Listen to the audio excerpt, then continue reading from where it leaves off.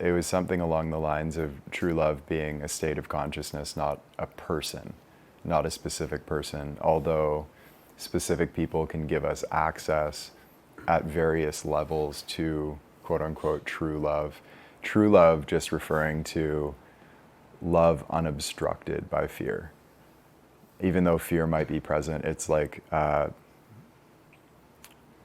true love synonymous with, I hesitate to say unconditional love, because in the human realm, all love has conditions, even if it's the condition of like you two both being human, you know, that's still a condition, but mostly unconditional love, we'll call it. Again, that's a state of consciousness. So there's a lot of like spiritual traditions that say that true love is truer than not love.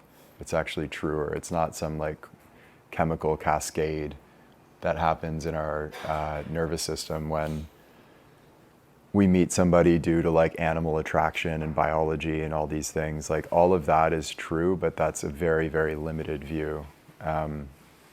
So we become more capable of experiencing it with a greater variety of people, paradoxically, as we develop. There was a girl that, you know, we were kind of orbiting each other for many years. And back in like 2013, 14, we didn't get together. And it was purely because I was like,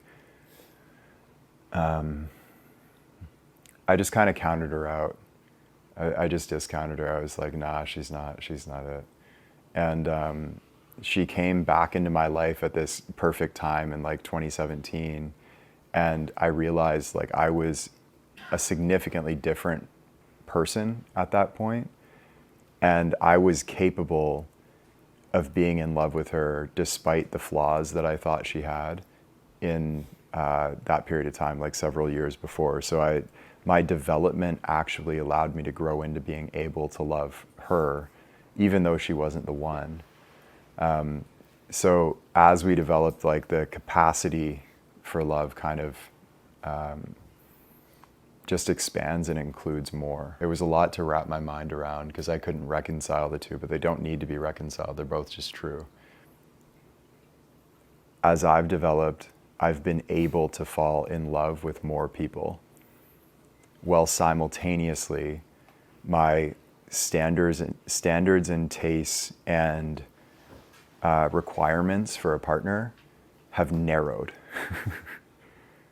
So even though I could be capable of loving more people, I don't get into partnerships with them, because partnerships, this is an important point, are largely logistical arrangements, right? Like, yeah, they really are. I mean, you could look at marriage in a sense, and again, I'm not married, maybe I'll change my tune, but a lot of marriage is like, how logistically compatible are you? Do you have a shared vision for where you're going in the world? Do you have shared values? Are you compatible in a household environment? Are you compatible at raising kids, with managing finances? Do you team up well together?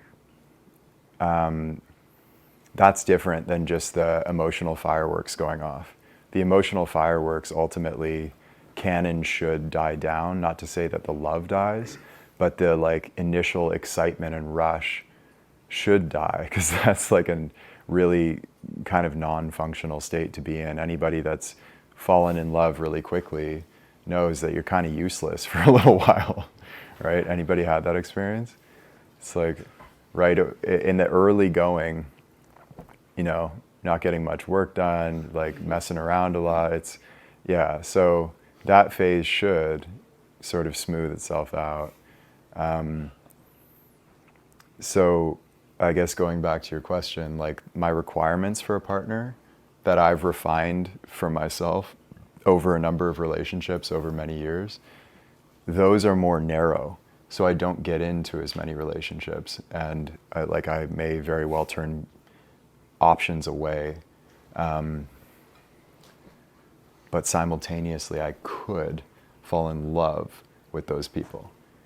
I just don't, because logistically it doesn't work.